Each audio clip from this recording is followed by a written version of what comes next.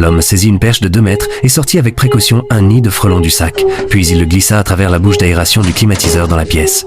En fait, le chasseur de primes Habu voulait simplement capturer un criminel recherché qui se trouvait dans la chambre et ainsi toucher la prime. Ah, il pensait que la tâche serait vite accomplie, mais quand il regarda vers l'avant, il se rendit compte qu'il s'était trompé de personne. Alors qu'Habu était déconcerté, il découvrit que le criminel recherché se trouvait en réalité derrière lui. Ce dernier saisit Habu par la tête et lui trancha la gorge d'un coup de poignard. Après avoir fait cela, le criminel cacha le corps de Habu dans l'entreplafond de la pièce. Cependant, quelque chose d'étrange se produisit. 3 lignes de sang apparurent soudainement sur le bras du cadavre de Habu. Ces marques ressemblaient à une sorte de contrat. Immédiatement après, Habu, pourtant mort, se mit à revivre de manière inexplicable. L'espace étroit de la cachette entravait ses mouvements, et il dut rassembler toute sa force pour briser la cloison. En sortant, il découvrit qu'il avait été fourré dans l'entreplafond par le criminel. À ce moment-là, Habu n'avait toujours pas conscience qu'il était mort. Alors qu'il s'apprêtait à se lever et à sortir de la pièce, il fut subitement terrifié en se voyant dans le miroir, la plaie sur son cou était inversée.